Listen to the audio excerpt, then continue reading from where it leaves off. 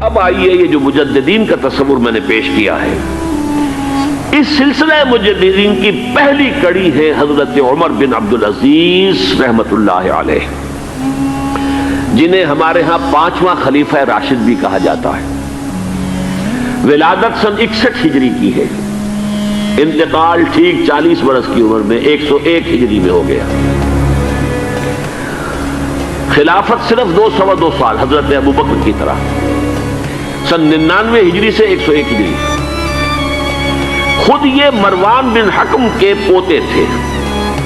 بنو امیہ کے جو خلفاء ہیں ان کی 2 شاخیں ہیں، امیہ کے 2 بیٹوں سے جو شاخیں چلی ہیں، ایک حرب سے چلی ہے، اس میں ابو سفیان تھے لیکن وہ خلیفہ نہیں تھے، لیکن امیر معاویہ، پھر یزید کا بیٹا تھا معاویہ ثانی۔ دوسری شاخ جو تھی وہ مروان بن حکم سے چلی ہے، اور اس میں ہے اصل میں جو 10 خلفاء آئے ہیں بنو امیہ کے۔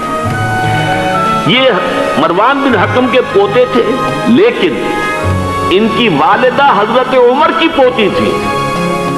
یہ جو امتزاج ہوا ہے، یہ جو حضرت عمر فاروق رضی اللہ تعالیٰ عنہ کا خون ان کی رگوں میں پہنچا ہے، اور وہ بڑا مشہور واقعہ ہے، دلچسپ واقعہ ہے کہ حضرت عمر ایک روز اپنی رات کی گشت پر تھے، جو آپ خبر گیری کے لیے رات کو سفر کرتے تھے شہر کے اندر، تو آپ نے دیکھا small hours of the morning, صبح کا فجر سے کچھ وقت پہلے کا وقت ہوگا، ایک گھر میں سے آواز آ رہی ہے ماں بیٹی کی گفتگو کی۔ ماں نے کہا بیٹی بکریوں کا دودھ نکال لیا، دو لیا؟ کہ ہاں امی۔ اچھا اس میں کچھ پانی ملا دو۔ میں نے کہا امی آپ نے سنا نہیں خلیفہ نے منادی کرائی تھی کہ دودھ میں پانی ملانا غلط ہے، ہرگز کوئی پانی نہ ملایا جائے۔ ماں نے کہا تو بیٹی خلیفہ یہاں کوئی موجود ہے، کوئی دیکھ رہا ہے، پانی ملا دو۔ بیٹے نے کہا کہ امی خلیفہ نہیں ہے، اللہ تو موجود ہے، اللہ تو دیکھ رہا ہے۔ حضرت عمر نے وہ بات سن لی، اس گھر کو آپ نے تاک لیا اور جا کے اپنے بیٹے عاصم سے کہا کہ وہاں رشتہ کر لو۔ وہ ہے لڑکی پھر جس کے نسل سے یہ حضرت عمر بن عبدالعزیز یہ پیدا ہوئی۔ تو یہ در حقیقت پوتی ہے حضرت عمر فاروق کی، ان کی والدہ ام عاصم، اور یہ خود پوتے تھے مروان بن حکم کے۔ اور جو 8واں خلیفہ تھا بنو امیہ کا سلیمان، اس کی وصیت کے مطابق یہ خلافت ان کو ملی تھی۔ اب آپ ذرا یہ سوچئے، جائزہ جو ہمیں آج لینا ہے، اس وقت تک دین کے اوپر کون سے گرد و غبار آئے تھے کہ جن کو حضرت عمر بن عبدالعزیز نے صاف کیا؟ ابھی 100 برس بھی نہیں ہوئے حضور کے انتقال کو، ابھی یہ 90 برس ہو گئے ہوں گے یا 80-85 برس ہو گئے۔ عقائد میں کوئی ٹیڑھ نہیں آیا، ابھی کوئی یونان کا فلسفہ نہیں آیا، ابھی کہیں کوئی منطق نہیں آئی، کچھ نہیں آئی۔ عقائد سیدھے سادہ جو عربوں کے تھے وہ ہے۔ اعمال میں بھی کوئی تبدیلی نہیں آئی، مسلمانوں کے اعمال اخلاق تقریباً وہی ہے، کچھ کمی ہو گئی، کچھ دنیا کی طرف زیادہ رغبت ہو گئی ہوگی، مال اور دولت دنیا سے زیادہ دلچسپی ہو گئی ہوگی بس، لیکن دینی اعتبار سے کوئی فساد، کوئی خرابی کوئی نہیں تھی۔ خرابی کہاں آئی تھی؟ نظام حکومت میں خرابی آئی تھی۔ یہ نظام حکومت کے جو سیلینٹ فیچرز ہیں، اس موضوع پر میں تذکرہ کرنا چاہتا ہوں کہ مولانا سید ابو الاعلیٰ مودودی کی جو کتاب ہے خلافت و ملوکیت، میں نے اس سے پہلے بھی ایک مرتبہ عرض کیا تھا، آج پھر دوہرا رہا ہوں۔ اس کتاب کے میں 2 حصے کرتا ہوں۔ پہلا حصہ اصولی مباحث پر مشتمل ہے کہ خلافت کسے کہتے ہیں، ملوکیت کسے کہتے ہیں، ان درمیان فرق کیا ہے۔ اور میں یہ سمجھتا ہوں کہ اس اعتبار سے اس کتاب کا یہ حصہ ماسٹر پیس ہے، بہت عمدہ۔ ویسے بھی آپ میں سے بہت سے حضرات کے علم میں ہوگا کہ میں یہ تسلیم کرتا ہوں کہ مولانا مودودی 20ویں صدی عیسوی کے سب سے بڑے مسلم پولیٹیکل سائنٹسٹ تھے۔ اسلام کے سیاسی نظام کو، دستوری نظام کو انہوں نے خوب سمجھا ہے، اور میں سمجھتا ہوں کہ علامہ اقبال نے جو چند اشارات دیے تھے اس پر پورا ایک نظام جو ہے دستوری اور سیاسی ڈھانچہ بنانا، یہ کام ہے مولانا مودودی کا۔ البتہ اس کتاب کا دوسرا حصہ کہ یہ جو خلافت سے ملوکیت کی طرف تبدیلی ہوئی ہے، اس کے اسباب کیا تھے، اس میں مولانا سے ٹھوکریں کھائی گئی ہے۔ یہ تاریخ کا معاملہ اور فلسفہ تاریخ کا معاملہ ہے، یہ پولیٹیکل سائنس کا ایشو نہیں ہے۔ بہت بڑی غلطی ہے اس میں، بلکہ اس پہلو سے یہ کتاب کا یہ حصہ سخت گمراہ کن ہے۔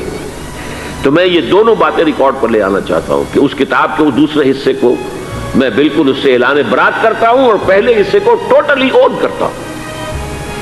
پہلے حصے میں انہوں نے جو چیزیں گنوائی ہیں کہ اسلامی نظام حکومت میں، اسلامی خلافت کے نظام میں کیا چیزیں ہوتی ہیں۔ نمبر 1 اللہ کی حاکمیت، کتاب و سنت کی بالادستی، ٹھیک، یہ تو یقیناً جیسے تھی ویسے ہی اب بھی تھی، لوگوں کی انفرادی زندگیوں میں اب بھی تھی، اور یہ کہ کم سے کم نظری طور پر حکومت کی سطح پر بھی یہ حکومت اللہ کی اور کتاب و سنت کی ٹوٹل بالادستی، اس کو تسلیم کیا جاتا تھا۔ فرق کہاں آیا؟ خلافت راشدہ شورائی حکومت تھی، جبکہ اب جو حکومت بنو امیہ کی بن گئی، جسے حضور نے ملکن کہا ہے، ملوکیت، تحکمانہ انداز، ہمارا اختیار ہے جو ہم چاہیں گے کریں گے، زمین و آسمان کا فرق واقع ہو گیا۔ وہاں خلیفہ کا انتخاب ہوتا تھا مشورے سے، امرہم شورا بینہم ان مشورت المسلمین۔ یہاں اب خلافت ہو گئی قبائلی، بنو امیہ، بنو عباس، اور موروثی ہو گئی، باپ کے بعد بیٹا، بیٹے کے بعد پوتا۔ وہاں بیت المال مسلمانوں کی ملکیت، مسلمانوں کی امانت تھا خلیفہ کے پاس، اور خلیفہ کا حق اس میں صرف اتنا تھا جیسے کہ حضرت ابو بکر نے فرمایا، حضرت عمر نے فرمایا، اور یہی بات عمر بن عبدالعزیز نے کہی کہ جتنا حق کے قرآن نے دیا ہے کسی مسلمان کو، اگر اس کی زیر کفالت کو یتیم ہو، یتیموں کا مال بھی ہے، اس کی دیکھ بھال وہ کر رہا ہے، تو جو ولی ہے یتیم کا، اگر وہ غنی ہے تو اسے 1 پیسہ بھی لینا یتیم کے مال میں سے حرام ہے، لیکن اگر وہ خود محتاج ہے تو وہ ضرورت کے مطابق اس سے لے سکتا ہے، جتنا کچھ بھی ایک یتیم کا ولی یتیم کے مال میں سے لے سکتا ہے، اس سے زیادہ خلیفہ کے لیے بیت المال سے لینا جائز نہیں ہے۔ یہ معاملہ تھا ابو بکر صدیق کا، عمر فاروق کا، عثمان غنی کا، علی مرتضیٰ کا، رضی اللہ تعالی عنہم اجمعین۔ لیکن اب آ کر دور بنو امیہ میں یہ جو خزانہ تھا یہ ذاتی ملکیت بن گیا، جس کی بنا پر عیش و عشرت بھی ہوئی، اور داد و دہش، جس کو چاہا جو چاہا دے دیا، جس کو چاہا اشرفیہ بخش دی، جس کو چاہا جو ہے نواز دیا، جس کی چاہا وفاداری خریدنے کے لیے خزانے میں سے، بیت المال میں سے پیسہ خرچ کر دیا۔ پھر عوام کے حقوق، یہ جو آپ کو ہیومن رائٹس کا تصور آج ملتا ہے دنیا میں، کسی شخص کو محض شبے کی بنیاد پر گرفتار نہیں کیا جا سکتا، اظہار رائے کی پوری آزادی ہے، ایک عام آدمی بھی خلیفہ ہے، اس کو ٹوک سکتا ہے کہ یہ کرتا آپ کا کہاں سے بن گیا، یہ تو ان یمنی چادروں کا بنا ہوا ہے کہ جو مال غنیمت میں آئی تھی، اور ہر مسلمان کو جتنا ٹکڑا بنا اس سے کرتا نہیں بنتا۔ آپ کا کرتا ہم دیکھ رہے ہیں، آپ نے اس یمنی چادر کا بنا ہوا کرتا پہنا ہوا ہے، ہاؤ کم، کیسے بن گیا؟ آپ ہم میں ہے بھی طویل القامت انسان۔ اور حضرت عمر ناراض نہیں ہوئے کہ مجھ پر میرا ذاتی معاملہ ہے، بلکہ کہا حضرت عبداللہ ابن عمر سے، اپنے بیٹے سے، کہ بیٹے آپ وضاحت کر دیں۔ ان کا کہ نہ میرا کرتا بن رہا تھا نہ ابا جان کے، میں نے اپنا حصہ جو ہے کپڑے کا وہ بھی ابا جان کو دے دیا۔ ان کا ٹھیک ہے، الآن نسمع و نطیع، جی اب فرمائیے، ہم سنیں گے، اطاعت کریں گے۔ وہ حزب اختلاف کا وہ رول نہیں تھا کہ خواہ کچھ بھی ہو مخالفت کر دی۔ ایک بوڑھی عورت ہے وہ ٹوک رہی ہے، عمر تم کون ہوتے ہو ہمارے حق مہر کے اوپر حد بندی کرنے والے؟ سیلنگ اس سے زیادہ نہیں ہوگا، تم کون ہوتے ہو؟ قرآن میں تو اللہ نے قنطار کا لفظ استعمال کیا، ڈھیروں مال دیا ہو اگر مہر میں، تب بھی اگر طلاق دیتے ہو تو تم واپس لینے کے حقدار نہیں ہو۔ حضرت عمر نے تسلیم کیا کہ آج ایک عورت نے عمر کو دین سکھایا اور اپنا آرڈیننس واپس لے لیا۔ یہ نظام حکومت، یہ مساوات کے سفر کر رہے ہیں۔ بیت المقدس کا سفر کوئی 50-100 میل نہیں ہے، 700 میل کا سفر، دق و دق صحرا کا سفر، اور ایک خادم، ایک اونٹ، اس پر باری باری بیٹھ رہے ہیں، جس لیے کہ 2 آدمی بیک وقت نہیں بیٹھ سکتے، سارا راشن بھی اسی اونٹ پر ہے۔ ایک منزل خلیفہ اوپر بیٹھے ہیں تو خادم جو ہے نکیل پکڑ کر آگے چل رہا ہے، اگلی منزل میں اب خادم اوپر بیٹھا ہے اور خلیفہ جو ہے نکیل پکڑ کے آگے چل رہا ہے۔ یہ مساوات، یہ تھی خلافت راشدہ۔ ظاہر بات ہے کہ اب صورتحال تبدیل ہو گئی۔ پہلے ملک جو تھا وہ اللہ کا تھا، اب ذاتی جاگیر بن گیا، اور اس ذاتی جاگیر میں سے جاگیریں دے دی گئی اپنے خاندان والوں کو، بنو امیہ کو سب سے بڑھ کر، اپنے جو بھی اور وفادار ہیں، جو بھی اور حمایتی ہیں ان کو۔ اس کے علاوہ جس کے لیے حضور نے اسے ملکن اعظم کہا ہے، ملکن اعظم، افضا یعوذ کہتے ہیں دانتوں سے کاٹنے کو، کاٹ کھانے والی، کٹ کھنی، جیسے کاٹ کھانے والا کتا ہوتا ہے، کٹ کھنا کتا، تو یہ کٹخنی ملوکیت اس کے لیے نوٹ کیجئے اسی دور میں حضرت عمر بن عبدالعزیز سے پہلے اسی دور بنو امیہ میں سانحہ کربلا ہوا، عظیم ترین سانحہ. پھر واقعہ حرہ ہوا، 3 دن تک مدینے کو حلال کر دیا گیا فوجیوں کے لیے، جس طرح چاہو لوٹو، جس طرح چاہو عصمت دری کرو، جو چاہو کرو، مال عزت سب تمہارے لیے جائز. مسلمانوں کے ہاتھوں ہوا ہی، اور مدینے کا ہوا، مدینے کا شروع ہوا. پھر اسی دور میں حضرت عبداللہ ابن زبیر کی شہادت ہوئی سن 73 ہجری میں. پھر حجاج ابن یوسف جیسا ڈکٹیٹر اسی دور میں تھا. سینکڑوں تابعین کو جس نے ذرا کوئی بات کہہ دی، جس کے بارے میں ذرا اندیشہ ہوا کہ یہ جو بھی اس وقت کی حکومت ہے اس کے خلاف کوئی بات کہہ رہا، گردن اڑا دو. کوئی پوچھ تاچھ نہیں، کوئی مقدمہ نہیں، کوئی الزام لگا کر ثبوت دینے کی کوئی ضرورت ہی نہیں. سینکڑوں تابعین. اسی دور حکومت میں محمد ابن قاسم جو یہاں ملتان تک چل کر آ گیا تھا رحمت اللہ علیہ، اور اب وہ ارادہ کر رہا تھا آزاد کشمیر کی طرف، پہاڑی علاقوں کی طرف جو ہے وہ فتح اور کشمیر کی طرف جانے کا، واپس بلا کر شہید کر دیا گیا. کیوں؟ بہت پاپولر ہو گیا تھا محمد ابن قاسم. ہندوؤں نے اس کے بت بنا کر اپنے مندروں میں رکھ لیے تھے پوجنے کے لیے. یہ تو اوتار ہے، در جوانی توبہ کردل سیوائے پیغمبری. یہ نوجوان اور اتنا نیک، ان کے لیے تو کوئی قیاس کے قابل بات تھی نہیں. اوتار، وہ تو فوراً اوتار مانگتے ہیں نا. پھر بت بنا کے مندروں میں رکھ دیے گئے. اندیشہ ہو گیا. ملوکیت کو ہمیشہ خطرہ ہوتا ہے. کوئی شخص ذرا پاپولر ہونے لگے تو کان کھڑے ہو جاتے ہیں کہ ہمارے لیے خطرہ بن جائے گا، لہذا شہید کر دیا گیا. موسیٰ ابن نصیر کے ساتھ یہی ہوا ہے، جن کے ایک جرنیل طارق ابن زیاد نے عثمانیہ فتح کیا ہے. بوڑھے جرنیل کو بلا کر سارا دن دھوپ میں کھڑا رکھا گیا ہے، یہاں تک کہ وہ بے ہوش ہو کر گرا ہے. حالانکہ اس کی وجہ سے شمالی افریقہ کے بڑے علاقے فتح ہوئے، اور انہی کے جرنیل تھے طارق ابن زیاد. یہ ہے وہ کاٹ کھانے والی صفت جو ہے ملوکیت کی. ملکن عاضا. حضرت عمر بن عبدالعزیز نے کیا کیا؟ دیکھیے ان کا تجدیدی کارنامہ صرف 3 نکات پر مشتمل ہے. یہ میں بتا چکا ہوں آپ کو. ابھی نہ عقائد میں کوئی کجی آئی تھی، نہ اعمال میں کوئی خرابی آئی تھی. عوام کے حکومت کے نظام میں تبدیلی ہوئی تھی. اب موروثی ہو گئی تھی اور تحکمانہ ہو گئی تھی. خلیفہ جو ہے وہ موروثی یا نامزد ہوتا تھا، اور یہ جاگیر بن گئی تھی اپنی ذاتی بیت المال. انہوں نے 3 ہی کام کیے. نمبر 1، ان کو خلافت ملی تھی اصل میں سلیمان جو ان سے پہلے خلیفہ تھے ان کی وصیت کی بنیاد پر. لیکن یہ احتیاط کر لی گئی تھی کہ اگر کہیں یہ وصیت پہلے لوگوں کے علم میں آ گئی تو شاید لوگ بغاوت کریں اور حضرت عمر بن عبدالعزیز کو گوارا نہ کریں. لیکن یہ کہ انہوں نے یہ کیا جو اس وقت کے ذمہ دار لوگ تھے کہ پہلے وصیت لا کر وصیت پر بیعت لے دی گئی کہ یہ وصیت ہم تسلیم کریں گے. ابھی سلیمان کے انتقال کی خبر بھی نہیں دی گئی، اسے بھی چھپا کر رکھا ہوا تھا. اس کے بعد وصیت کھولی گئی اور حضرت عمر بن عبدالعزیز، اور اعلان کیا گیا کہ سلیمان کا انتقال ہو گیا. تب لوگوں نے بیعت کر لی، کیونکہ بیعت تو کر چکے تھے، وصیت کی بیعت کر چکے تھے. اس وصیت میں سے عمر بن عبدالعزیز برآمد ہو گئے تو بیعت خود بخود ہو گئی. لیکن انہوں نے جا کے اعلان کیا مجمع عام میں، لوگوں مجھ پر یہ خلافت کی ذمہ داری ڈال دی گئی ہے، بغیر مجھ سے پوچھے، بغیر میرے مشورے کے، بغیر میری خواہش کے. لیکن میں آپ کی گردنوں میں سے اپنی خلافت کے اس قلادے کو اتار کر پھینک دیتا ہوں.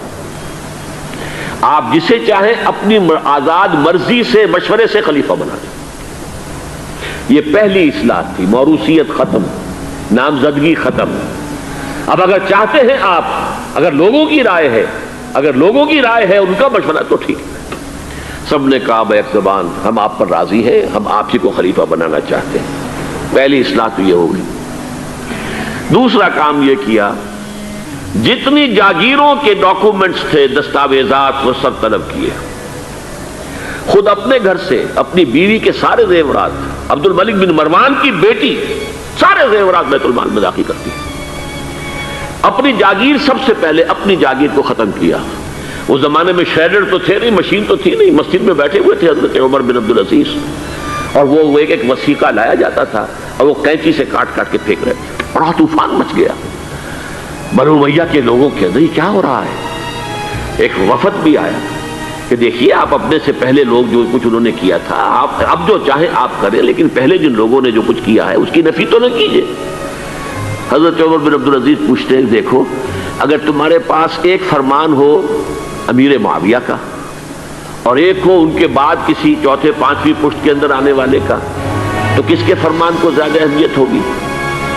सबने कहा अमीर मुआविया के फरमान की ज्यादा अहमियत होगी। तो फरमाया फिर मेरे पास फरमान जो है वो अमीर मुआविया से भी बहुत पहले का है। मेरे पास अल्लाह की किताब है, कुरान है, मैं उसकी मुंह से तय कर रहा हूं। लिहाजा हो जाए कम वक्त में, कोई नाराज होता तो हो। सारी जागीरें खत्म कर दी। नंबर 3 वाकया यह है कि खुद अपनी जिंदगी के अंदर जो उसरत और जो तंगदस्ती और जो सादगी इख्तियार की है, मैं समझता हूं गालिबन उसमें वो हजरत अबू बकर हजरत उमर को भी मात दे गए हैं रजी अल्लाह ताला। हालांकि बड़े ही एक तो हसीन और जमील इंसान थे, खुश शक्ल, खुश लिबास, शहजादे थे, गवर्नर भी रहे थे। फिर इनके वालिद जो है तवील अरसे तक मिस्र के गवर्नर थे, वहां इनकी परवरिश हुई थी गवर्नर के बेटे की हैसियत से। आला लिबास पहनते थे, खुशबू के अंदर इस तरीके से बसा हुआ कि जहां से गुजर गए हैं पूरा रास्ता मुअत्तर हो जाता था। लेकिन अब अचानक जो आया है, जैसे ही ये बैत हुई है खिलाफत की, उनकी अहलिया कहती हैं, हजरत फातिमा उनका नाम था, कि आकर बैठकर और मुसल्ले पर रोना शुरू कर दिया। मैंने पूछा क्यों, क्या हुआ? कि ये जो बोझ मुझ पर आन पड़ा है, ये जिम्मेदारी। रोना शुरू किया और उसके बाद वाकया ये है कि उन्होंने जाती जिंदगी में कपड़ा सिर्फ एक जोड़ा, 2 भी नहीं, जुमे के लिए भी उसके धोकर सूखने के लिए इंतजार करना पड़ता था, तब जाकर पहनकर उसको जुमे में जाते थे। एक दफा आए हैं, अपनी बच्चियों से गुफ्तगू कर रहे थे, तो बच्चियों को देखा अजीब हाल है कि वो जो भी बात करती है फिर अपने मुंह पर हाथ भी रख लेती। पूछा क्या सबब है? कहने लगी आज हमने सिर्फ प्याज से रोटी खाई है, हमारे मुंह से बदबू आ रही होगी, हम नहीं चाहती कि आपको उस बदबू से तकलीफ पहुंचे। हजरत उमर रोने लगे, लेकिन कहा उन्होंने कि मेरी बेटियों, क्या तुम ये पसंद करोगी कि तुम्हें दुनिया की नेमतें मिले और ऐश हो और तुम्हारा बाप जहन्नम में जाए? उन बच्चियों ने भी रोना शुरू कर दिया। सारे जेवरात खत्म, अपनी जागीर खत्म। वो आपने पढ़े ही होंगे वाकयात कि अगर चिराग भी है रात को, सरकारी काम कर रहे हैं, तो वो जो बैतुल माल के तेल से जो जलने वाला चिराग है वो रोशन है। खादिम ने आकर को घरेलू बात करनी चाहिए तो कहा पहले चिराग गुल कर दो फिर बात करो। जाती बात हो रही हो तो सरकारी जो तेल का चिराग है वो नहीं जलेगा। मैं ये समझता हूं, मैं अला वजील बसीरत कह रहा हूं कि मेरे नजदीक तो इस कदर शायद बारीक बीनी की बातें जो है मेरे इल्म में नहीं है कि हजरत अबू बकर और हजरत उमर, और फिर ये कि वहां कोई ऐसा कंट्रास्ट, साइमल्टेनियस कंट्रास्ट नहीं था। इसलिए कि हुजूर के साथ जिद्दोजहद करते हुए उनकी जिंदगियों में पहले भी फक्र और सारी इख्तियारी फक्र की कैफियत थी। यहां तो अचानक हुआ है कि उससे पहले एक बहुत खुशबाश, खुश लिबास, खुश शक्ल, बहुत ही हर तरह के नाजो नाम के अंदर पला हुआ इंसान, शहजादा, अचानक बोझ आया है तो जिंदगी के अंदर इनकलाब आ गया। ये है खलीफा अव्वल, खलीफा खामिस इनको कहा जाता है, खिलाफत राशिदा में शामिल किया जाता है। और ये है सिलसिला तजदीद खिलाफत की पहली कड़ी, और इसको हम कहेंगे ये तजदीद कामिल थी, क्योंकि अभी खराबी आई ही सिर्फ निजाम हुकूमत में थी, उसी को आपने दुरुस्त कर दिया। ये दूसरी बात है कि ये एक बहुत शॉर्ट लिव्ड रही है, बात आगे नहीं चली है, उनको जहर दे दिया गया, इसलिए कि ये बात ज्यादा काबिल बर्दाश्त नहीं थी बनु उमय्या के पूरे खानदान के लिए, कबीले के लिए। उन्हें गुमान गालिब यही है कि जहर देकर जो है उन्हें शहीद किया गया है। लेकिन बहरहाल ये पहली कड़ी है उमर बिन अब्दुल अजीज रहमतुल्लाह अलैह। कमाया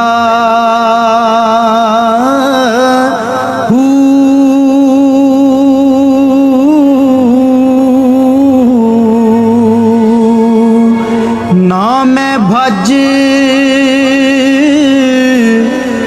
मसीह